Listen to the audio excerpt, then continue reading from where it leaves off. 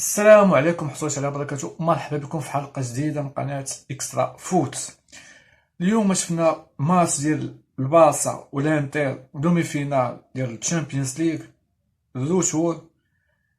ماشي ماتش، هذا ماتش خيري، يعني ملحمة تاريخية بمعنى الكلمة. أول دومي فينال لغاية سيري ب7-6 في مجمل اللقاءين ديال الالي والروتور، 3-3 زائد 4-3 7-6. عشرين 7-6 بزاف. يعني شفنا في هذا الماتش، شفنا فيه كورة،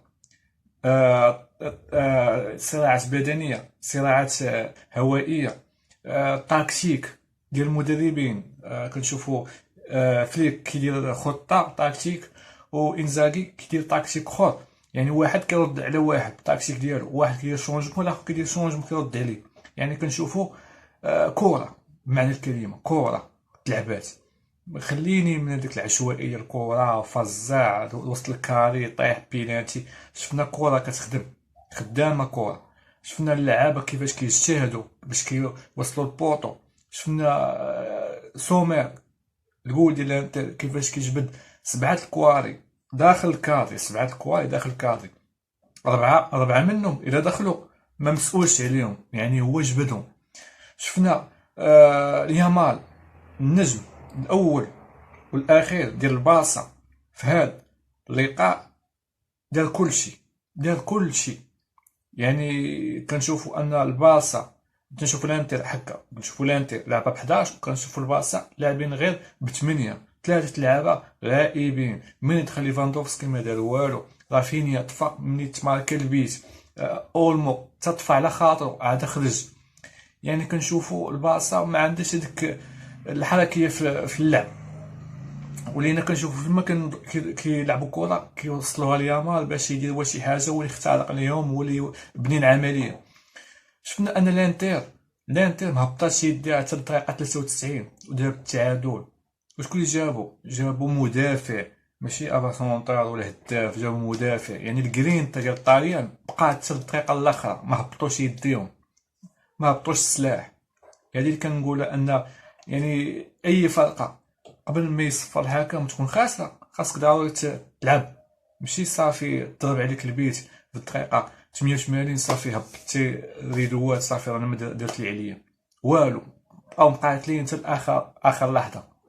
كنشوفوا انزاغي طلع النيفو ديال الكره، طلع النيفو ديال الطاليان. يعني كانت الانتر صعيبه باش تماركي على البارسا 7 البيوت في هذا الوقت اللي فيها دابا الباص. 7 البيوت الي روتو صعيبه وبزاف.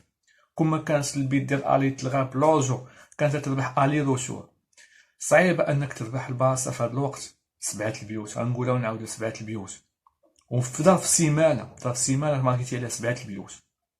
انزاغي دار واحد الخطه ديال شد التيران ونوسع التيران كامل ونضرب على المرتدات.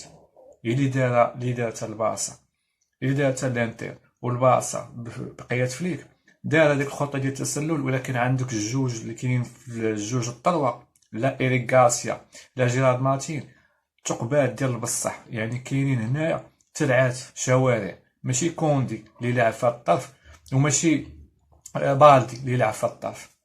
يعني عندك واحد الشوارع في جوج الطروه. تما فين استغل انزاغي. وفليك استغل يامال في الشارع الاخر ديال دي ماركو. تما فين دخل دي ماركو كيلعبها ميطا وكيخرج، ميطا وحده وكيخرج، ديما كيلعب دي ميطا وكيخرج. كلشي كيتسائل علاش دي ماركو كان لعب مزيان ضد ميطا هجوميا ماشي دفاعيا، هجوميا، وخرجوا انزاغي خرجوا علاش كيستافد منه غير ميطا، كيدخل الدوبلو ديالو باش يستغل فيه توا ميطا. ونيت استغل كارلوس فاش صنع داك الثغرات ديالو.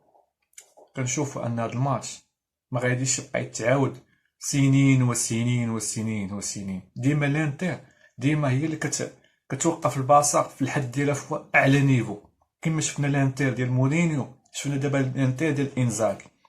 الانتر فهاد 3 سنين الاخرى، هاد 3 سنين الاخرى وصلت دابا جوج فينالات في هاد 3 سنين الاخرى.